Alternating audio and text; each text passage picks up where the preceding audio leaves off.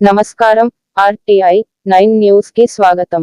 రాష్ట్రంలో పౌరులందరికీ health profiles తయారు చేసి ఫ్యామిలీ డిజిటల్ హెల్త్ కార్డులు జారీ చేయనున్నట్టు ముఖ్యమంత్రి రేవంత్ రెడ్డి పునరుద్ఘాటించారు. డిజిటల్ హెల్త్ కార్డుల రూపకల్పనలో ఆరోగ్య రంగంలో పనిచేస్తోన్న స్వచ్ఛంద సంస్థల భాగస్వామ్యం ఉండాలని అభిలషించారు. ప్రఖ్యాత దుర్గాబాయి దేశ్ముఖ్ హాస్పిటల్ ప్రాంగణంలో రెనోవా క్యాన్సర్ సెంటర్ను ఆరోగ్య శాఖ మంత్రి దామోదర రాజనరసింహతో ముఖ్యమంత్రి ప్రారంభించారు. రాష్ట్రంలో ఇప్పుడున్నది సంక్షేమాభివృద్ధిని అమలు చేసే ప్రజా ప్రభుత్వమని, ప్రాఫిట్ మేకింగ్ బిజినెస్ ఓరియంటెడ్ ప్రభుత్వం కాదని ముఖ్యమంత్రి స్పష్టం చేశారు. ప్రజలకు నాణ్యమైన విద్య, వైద్యం అందించడం తమ ప్రభుత్వ ప్రాధాన్యతలని తెలిపారు.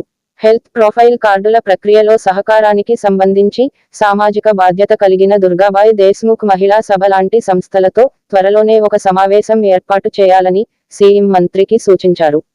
క్యాన్సర్ మహమ్మారితో చాలా మంది అనేక ఇబ్బందులు పడుతున్నారని, క్యాన్సర్ చికిత్స పేదలకు భారమవుతోందని, రాష్ట్రంలో క్యాన్సర్ వైద్య సేవలు అందరికీ అందుబాటులోకి తీసుకురావాల్సిన అవసరం ఉందని సీఎం అభిప్రాయపడ్డారు.